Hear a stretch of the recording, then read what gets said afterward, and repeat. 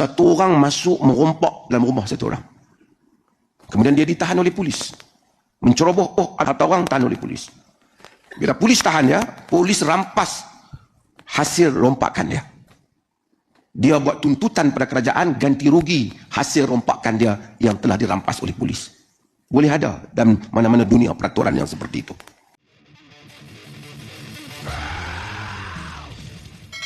Saya cakap kepada rakyat ini, jangan cakap banyak. Itulah kenyataan tegas yang dikeluarkan Dr. Mazhar apabila Mufti Negeri Perlis tersebut mensekolahkan YB Jelutong, Saniswara Net Haji Raya yang lantang bersuara mempertahankan kuil haram di Perlis yang dirobohkan pihak kerajaan negeri baru-baru ini.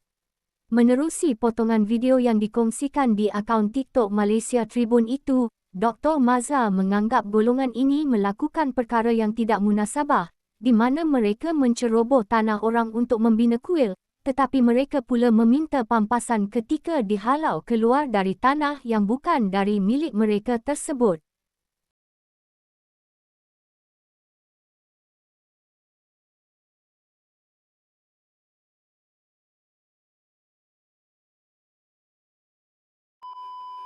Berhati-hati dalam hal ini dan saya ucapkan terima kasih pada pentadbiran Negeri Perlis ini yang telah melakukannya. Ada orang bagi tahu saya memang ada lagi kuil yang haram yang patut yang dirobohkan.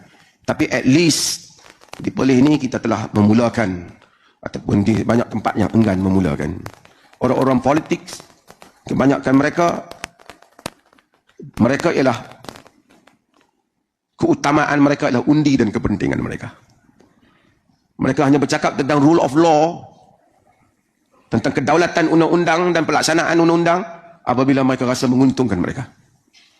Bila tak menguntungkan, mereka fikir mereka ingin dapatkan undi, mereka biarkan. Tuan-tuan boleh bayangkan satu keadaan, satu orang masuk merompak dalam rumah satu orang. Kemudian dia ditahan oleh polis. Menceroboh harta orang, tahan oleh polis. Bila polis tahan dia, polis rampas hasil rompakan dia. Dia buat tuntutan pada kerajaan ganti rugi hasil rompakan dia yang telah dirampas oleh polis. Boleh ada dalam mana-mana dunia peraturan yang seperti itu. Kita ambil tanah orang bukan kerana keperluan. Kuil lebih banyak pada masjid dalam sebahagian negeri. Kalau diikutkan skala, barangkali di Perlis ini pun hanya perlu berapa saja.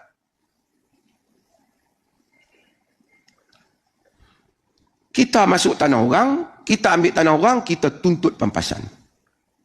Kalau kita masuk ke kedai restoran, kita curi makanan kerana kita lapar, barangkali kita boleh consider untuk beri pada orang lapar supaya makan. Tapi yang ada ini sudah apa keperluannya? Dia bukan lapar. Bukan satu orang tak ada tempat nak tidur, terpaksa tidur di tepi jalan atau di tanah orang lain. Bahkan ia kadang-kadang dijadikan pusat mengumpulkan harta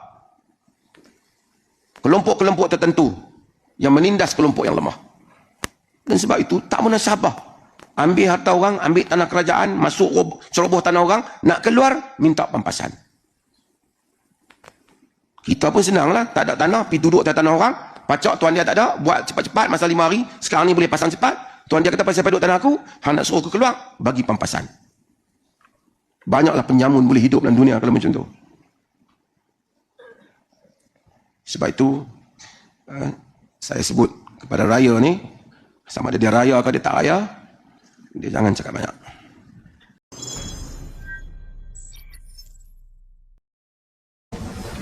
Subscribe with notifications on.